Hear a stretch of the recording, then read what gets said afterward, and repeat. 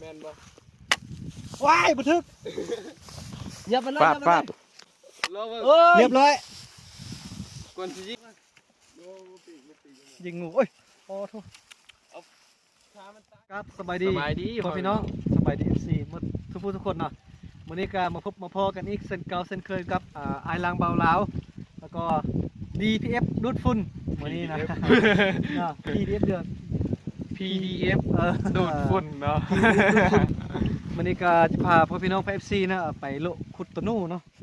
ขุดตะนู่แล้วก็อันนี้เอามาเป็นประกอบส่วนซื่อๆเนาะอันติดตาเนี่ยนะแล้วอุปกรณ์ขุดนู่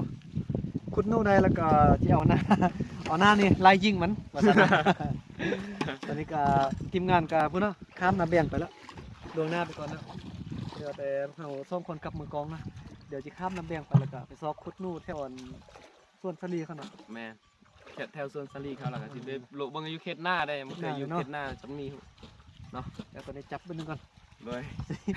ปดเกือบ หมดเกือบคำน้ำ ไปเกือบข้ามน้ำกัน ตรงเพียงทางมัน เป็นเราขุดนู่แล้วมันไปซอกขุดตัวนู่เนาะ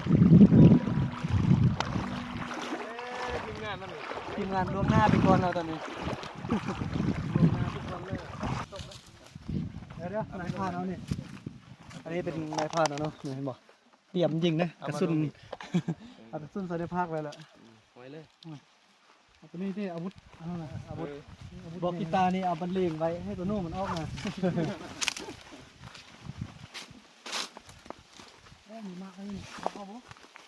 มากเลยมากนำนี่มังนำเนาะมังนำเตาอ่ะ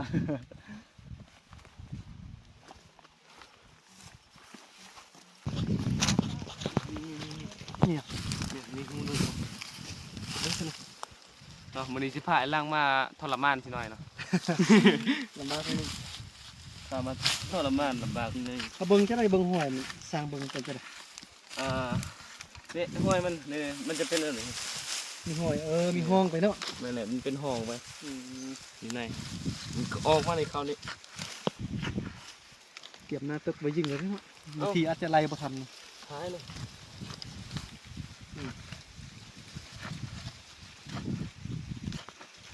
มันออกมาทางนี้ฮะว้าย ว่าสมัยตะกี้มียาอุดนู่นน่ะจุดแล้วก็โลจะหัวแล้วมันออกมา ขุดลำบากมั้ยนี่เนาะลำบากมันออกข้างนั้นนะแล้วออกข้างนั้นได้ เก็บไว้ยิงเลยนะ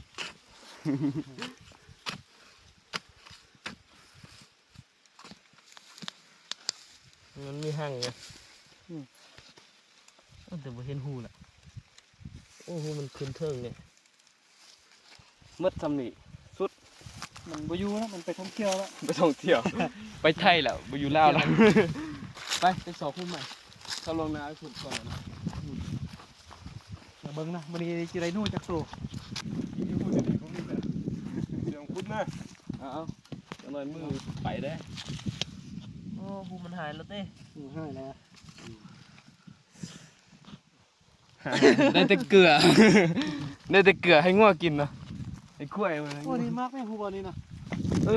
ดีกินประมาณนี้ มักมะละ เป็นจะไง เขาเอิ้นมักมะละหรือว่าบ้านเขาเอิ้นมักหอยเด้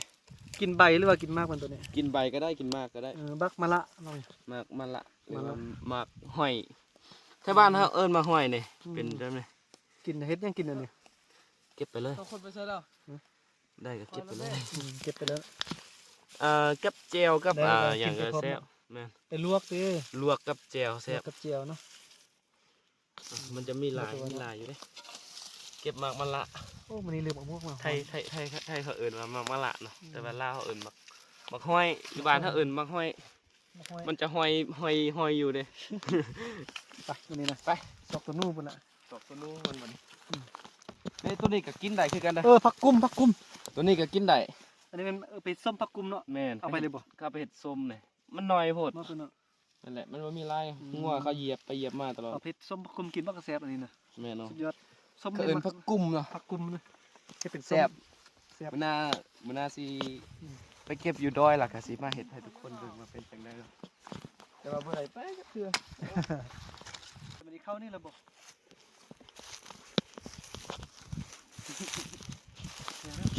ตัวหนู มาเกยกาป่ะ บ่อ้ายอยู่ต้องอยู่ข้างหน้า หมูโคตรได้อย่างเนอะ โอ้ ตอดตายบ่ตายอ่ะ บ่ตายหูตัวนั้นน่ะ เชื่อแล้วแค่นี้แหละ มันเข้าในอ่ะนะ เงียบเมื่อกี้น่ะ มันเข้าอันนั้นแล้ว เห็นแล้ว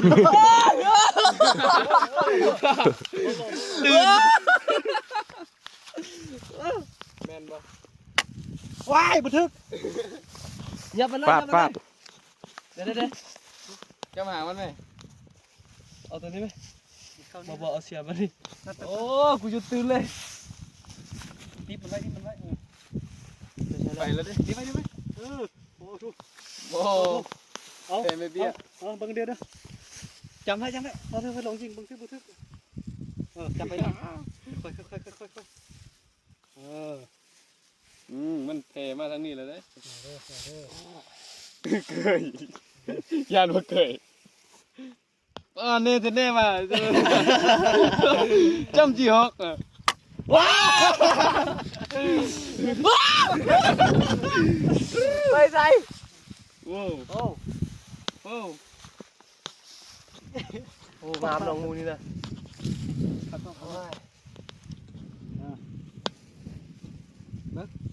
หลอกตรงนี้ อยู่ดีๆด้วยจริงน่ะ กูบอกว่ายิงหัวไปเลย ว้าว มันสักยันเด้จะยิงพวกเขาอ่ะจับดีตัวบนตาย ตอนมันตายยังไม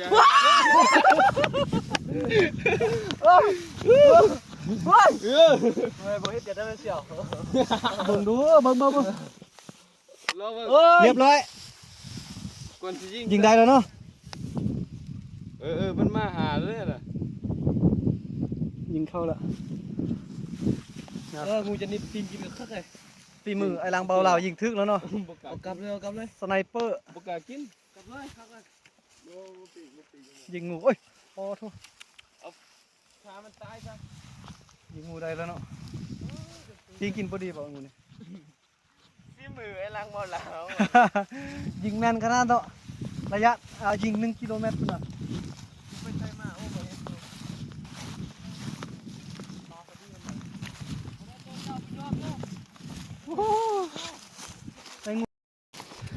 โอ้ตอนนี้ก็ไปโลซอกคุดตัวนู้มาไล่บ่แล้วเนาะบ่ได้เนาะเห็นแต่ว่าก็ไล่บ่ทันนูไหวบ่เนาะตอนนี้ก็กำลังจะย่างกลับ แต่ว่าทีมงานเฮาคือว่ามานั่งซุ่มอยู่นี่เนาะมื้อนี้น่ะเป็นจะได้ทีมงานเฮานี่เราไปซอกคุดนูว่าสุดท้ายมากินอันมะขามอยู่นี่เนาะมันระบ่มะขามนี่หยังโอ้หยังนี่นึง อยู่กุ๊กเลย โอ้เต็มกกเนาะกมะขามนี่ปลาทุกฝากมือกองกันตัวเด้อ เพื่อบอกเวลาตัวนู้มันกินมะขามนี่มันสีส้มผสมมันแบบมันสีอะไรนะ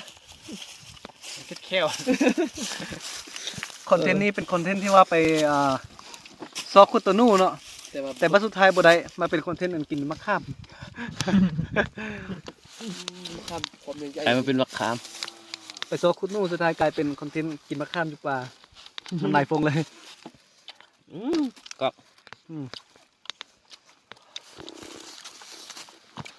บ่ได้รู้จักตัวนะมื้อนี้เนาะ แม่น ชมดีกว่า สอกนูมาเป็นคามแทน เป็นมะขามแท้เพอตอนนี้แบตใกล้จะหมดแล้วเนาะแบตเหลือแต่ประมาณจักเปอร์เซ็นต์แล้วตอนนี้ 19%นี่เนาะ 19%แบตมันจะหมดแล้วนะเพราะตอนนี้ก็อยู่ป่าเลยเนาะอยู่ไกลจากตัวเมืองมีกับบวนป่าแล้วก็ทุ่งนาเขาเจ้าซะเนาะ แม่น แต่มันก็อยู่ไกลตัวเมืองเนาะบ่ได้ซักแบตบูนมันซักแบตนะแบตไกลจะหมดแล้วก็สุดท้ายที่ก็จำเป็นนะเนาะบ่ได้นู่เนาะ แม่น บ่ได้นู่แต่ก็จำเป็นจะต้องได้จบคลิปเลยเนาะ แม่น ว่า จำเป็นต้องจบ แบตมันจะหมดแล้วทีมงานเราก็เมื่อยแห้งทีมงานเราเนี่ยคือว่า เหมือนกัน ผิดพลาดเนาะมื้อนี้เนาะ แม่น บ่ได้นู่จักตัวยิงได้ตัวงูน้อยๆตัวเดียวเมื่อกี้ ไล่ไปเนาะ ไล่เมื่อกี้เห็นอยู่ตัวนู้นว่าเห็นตัวหนึ่งแต่ว่าไล่บ่ได้เนาะ มันไวหมด แม่น ตัวนู้น ไว มันขับเคลื่อน4ล้อเด้อคนเฮาแล้วขับเคลื่อน2ล้อเนี่ยนำบ่ทันแน่นอน แม่นงู4ล้อเฮา2ล้อ บ่ทันงู ถึงว่าจะได้บ่ได้ตัวนู้นก็ยาเนาะเฮากลับมาลิ้นมามวน แม่น ลิ้นมามวนน้ำมูน้ำคูเนาะฮักแพงกัน อันนี้ก็เป็นดีเมียง PDF ทุกคนเนาะ แม่นสองไอ้ลังบ่ลาวแน่ฝากน้ำกันเนาะ ฟังนำกั ทั้ น งสองซอง ถึงว่าตอนนี้จะบ่ได้นู้กันยาเนาะแต่ก็มาเบิ่งมาม่วนมาซึนไปประจนภัยในป่าไปลิ้นนำกันซะนะม่วนนำกันเนาะ แม่น อย่าว่ากันเด้ออย่าว่ามีกระแสดราม่าเนาะบ่ได้ตัวนู้ โอเคนะม่วนนำกัน สำหรับถ่ายคลิปนี้ก็ขอบอกขอบใจหลายๆเนาะทุกคนที่เข้ามารับชมจนจบเนาะขอบใจหลายๆเนาะเอามื้อนี้ก็มีจะได้ลาทุกคนแม่นซั่น แม่ นี้ เนาะ เนาะ เวลาเพียงเท่านี้ได้มื้อนี้นะ จะ จะได้ก็ถ้าติดตามผลงานของพวกเราเนาะต่อไปจะมีผลงานนี้ออกมาให้ทุกคน FC ให้ทุกคนได้เบิ่งนำกันเนาะ แม่ ติดตามไปเด้อ เนาะเอาไปบ๊ายบายกินมะขามต่อ